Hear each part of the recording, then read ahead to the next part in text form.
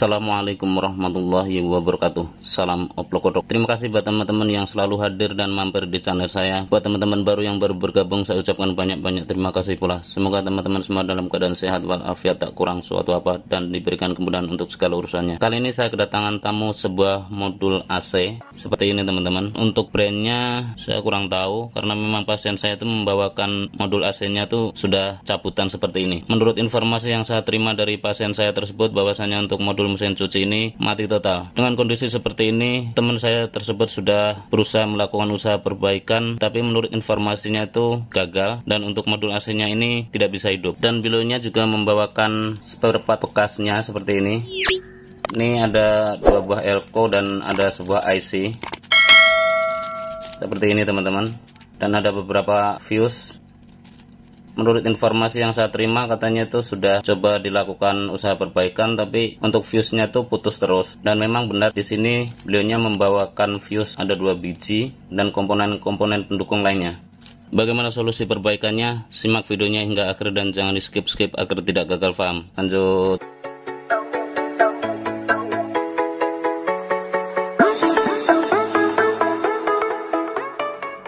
Seperti kita lihat di sini, untuk IC PWM di sini tuh sudah dilepas, dan ini bukti bahwasanya memang untuk modul AC ini sudah pernah dilakukan usaha perbaikan, tapi nampaknya tidak berhasil.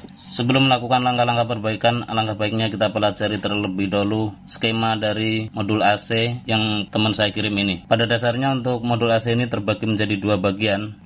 Dan bisa kita lihat di sini, ini adalah trafo. Sebelum trafo ini adalah area primer, dan sesudah trafo ini adalah area sekunder. Untuk modul AC nampaknya tidak terlihat jelas adanya garis pemisah antara area primer dan area sekunder. Tapi kita bisa pahami bahwasanya untuk modul AC seperti ini tuh area primer itu ada di sebelah sini ya teman-teman. Karena di sini terlihat adanya dioda. Selanjutnya di sini ada sebuah elko utamanya. Terus di sini juga ada IC PWM, terlihat di sini juga ada optokoppel. Dan pada dasarnya untuk modul AC seperti ini tuh ditenagai dengan 2 macam tegangan, karena memang di PCB-nya sendiri tuh sudah tertulis seperti ini. Bisa teman-teman lihat di sini ada marking 5 volt, dan di area sini ini tertulis marking 12 volt. 5 volt ini untuk mensuplai IC utamanya. Coba saya balik. Nah, di sini teman-teman, ini disuplai dengan tegangan 5 volt. Ini selanjutnya untuk 12 voltnya ini untuk mensuplai IC switch ini untuk mengendalikan relay yang didrive oleh IC utamanya ini. Kurang lebih seperti itu, skemanya sih sederhana.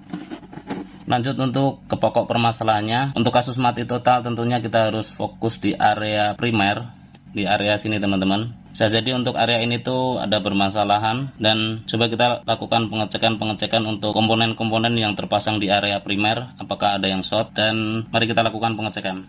Untuk melakukan pengecekan komponen-komponen yang short, bisa kita gunakan multitester seperti ini, dan kita pasang di ring pengukuran buzzer seperti ini. Jika terbunyi pip panjang seperti ini, nah itu artinya komponen tersebut short. Untuk mudahnya langsung kita lakukan pengecekan untuk semua dioda di board ini. Kita lakukan pengecekan secara acak aja untuk komponen dioda-diodanya, dan teman-teman cukup mendengarkan buzzer multitester saya aja. Coba kita langsung cek untuk dioda-diodanya. Jika menunjukkan angka 0,4 atau 0,5 itu dioda itu bagus ya teman-teman. Nah, untuk dioda yang di sini nampaknya terukur bagus. Selanjutnya untuk dioda-dioda yang lain, di sini juga ada dioda. Nah, ini pun terukur bagus. Lanjut dioda zener, di sini ada dioda zener kecil. Coba kita lakukan pengukuran, pengecekan. Ini pun bagus, tidak short. Di sebelahnya ada dioda lagi. Coba kita balik untuk probe-nya. Nah, ini pun terukur bagus, tidak short. Selanjutnya untuk dioda yang gede ini, di sini ada dioda gede. Ini pun tidak short, bagus. Sebelahnya lagi ada dioda. Ini nampaknya juga bagus. Untuk sementara dioda-dioda ini tidak ada yang short, tapi saya nggak tahu kenapa informasinya kok kalau dicolokin itu langsung putus untuk fuse-nya. Biasanya untuk putus fuse itu seperti pengalaman saya itu dioda yang bermasalah teman-teman. Atau mungkin saya coba ukur untuk dioda kiproknya, dioda utamanya ini, dan coba kita balik. Dan ini adalah dioda kiproknya teman-teman. Ada 4 pin, 1, 2, 3, 4, dan ini tidak boleh terhubung ya. Coba kita lakukan pengukuran untuk dioda. Teman-teman dengarkan multitester saya aja. Bagus. Bagus. Coba probe-nya kita balik. Bagus. Bagus. Nah, Ini teman-teman, nampaknya emang ada masalah di diodanya. Ini ada 4 pin, terhadap semua pin ini tidak boleh terhubung ya teman-teman. Tadi barusan terhubung, pin ini sama ini itu tidak ada masalah, pin ini sama ini tidak masalah, pin ini dengan ini terhubung teman-teman. Nah seperti ini, untuk nilai pengukurannya seperti ini. Dan kembali kita ukur, untuk teman-teman bisa lihat di multitester saya, nilainya yang tertera itu berapa. Nah ini artinya dioda ini short. Untuk pin ini sama ini pun terukur short teman-teman, ini nggak boleh. Dan kalau kita balik untuk probe-nya apakah sama aja? Biasanya sama aja karena memang sudah terukur short atau terhubung ya teman-teman. Nah ini probe saya balik pun nilai sama aja. Begitu yang ini pun sama aja. Dan untuk kali ini fake, permasalahan tuh ada di dioda utamanya ini sudah terukur short. Coba kita lepas untuk diodanya, kita lakukan pengukuran kembali untuk pin outnya. Lanjut. Oke teman-teman, untuk kali ini dioda saya sudah angkat. Bisa teman-teman perhatikan untuk diodanya tuh seperti ini. Di marking bodinya tuh sudah tertulis seperti ini, ada plus sebelah ujung kiri dan sebelah ujung kanan ini minus. Dan yang di tengah ini simbol gelombang ini adalah AC atau tegangan AC 220 masuk. Dan kalau kita ukur ini tidak boleh terhubung ya teman-teman. Coba kita lakukan pengukuran. Untuk pin ini terhadap ini bagus. Pin ini terhadap ini bagus. Tapi pin ini terhadap ini short. Ini nggak boleh. Lanjutnya pin sebelahnya ini juga nggak boleh. Dan kalau kita balik untuk probe-nya, pastinya sama aja ya. Ini nggak boleh. Nah, ini pun nggak boleh. Dan untuk kali ini fake. Untuk diodanya ini memang sudah short. Selanjutnya kita lakukan pergantian untuk diodanya. Di sini saya sudah siapkan dioda pengganti ini teman-teman, dan dioda yang lama tuh ini yang terukur short tadi. Nah ini yang terukur short kita singkirkan. Dan coba kita lakukan pengukuran untuk dioda yang baru. Nah seperti ini bagus, ini pun bagus, ini bagus. Dan kalau kita balik itu tidak boleh ada nilainya ya teman. Nah tidak ada nilainya seperti ini teman-teman. Berarti kondisi dioda ini terukur bagus. Begitu juga ini juga sama, ini juga sama. Dan untuk kali ini dioda ini saya pastikan tidak ada masalah. Selanjutnya kita pasang di bautnya. Lanjut. Oke teman-teman, untuk kali ini dioda yang baru sudah saya pasang di sini teman-teman. Selanjutnya kita lakukan pengecekan kembali untuk komponen-komponen pendukung lainnya. Seperti kita lihat di sini, untuk area primer pun ada sebuah dioda juga. Terus di sini pun juga ada dioda. Mungkin ada teman-teman yang bertanya kenapa kok dioda mulu yang dicek. Ya karena memang dioda itu tugasnya itu mengarahkan tegangan dari tegangan AC atau tegangan bolak-balik menjadi tegangan searah. Jadi kalau kasus yang fuse-nya itu putus-putus mulu, kebanyakan itu dioda yang bermasalah. Karena dioda tidak bisa menghantarkan aliran tegangan secara searah. Ada juga dioda bocor, dalam arti diukur bolak-balik itu ada nilainya, dan dia tidak bisa menghantarkan tegangan itu secara searah, dia bisa bolak-balik. Dan tentunya kalau dipasang di rangkaian modul seperti ini, pastinya fuse akan putus-putus mulu karena tegangannya itu bertabrakan. Kembali kita ukur untuk dioda-diodanya. Untuk dioda yang ini terukur bagus. Kalau kita balik probe-nya nggak boleh ada nilainya. Nah ini bagus teman-teman. Selanjutnya di sini juga ada dioda, ini juga bagus.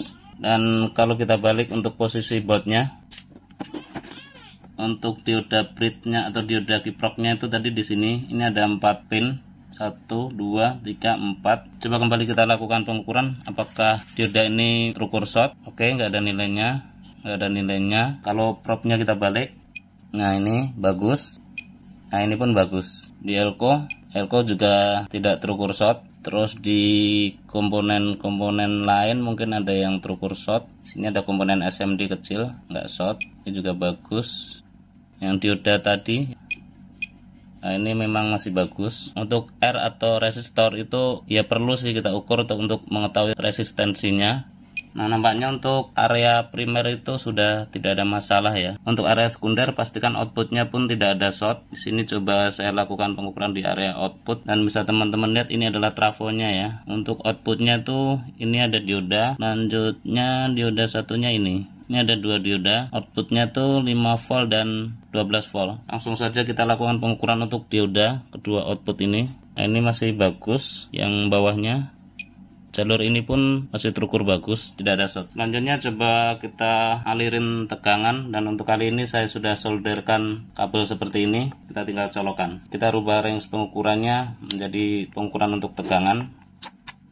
Dan untuk kali ini saya sudah colokan ya teman-teman. Untuk pengukuran pertama kita gunakan range pengukuran AC seperti ini, karena untuk memastikan tegangan 220 AC itu sudah masuk di test point ini. Nah, bisa teman-teman lihat untuk tegangan AC 220 itu sudah masuk, terukur 221 volt AC. Selanjutnya setelah memasuki dioda kita rubah range pengukuran DC. Langsung kita ukur di test point elko nya di sini teman-teman. Elko utamanya harus terukur kisaran 300 volt. Nah, bisa teman-teman lihat di elko nya ini sudah terukur 312 volt seperti itu, dan itu normal ya teman-teman. Selanjutnya setelah 300 volt ini tegangan tersebut masuk ke IC PWM yang dilepas ini. Di salah satu pin ini harus ada hadir 300 volt.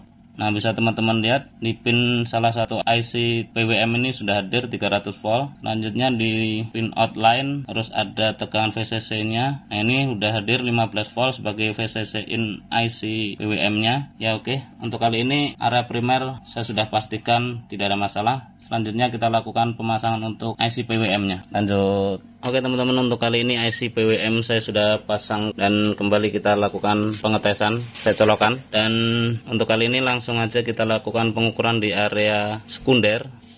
Nah, bisa teman-teman lihat untuk 5 voltnya sudah hadir, terukur 6,1, 6,2. Selanjutnya untuk 12 voltnya sudah hadir juga, terukur 15,43 volt.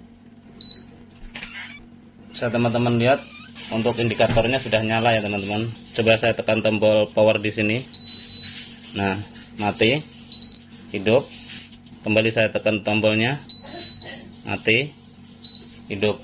Dan untuk kali ini modul AC saya sudah pastikan sudah normal kembali. Terima kasih buat teman-teman yang sudah mengikuti tutorial ini dari awal hingga akhir. Semoga bermanfaat. Share ke teman-teman bila informasi ini dirasa penting dan berguna.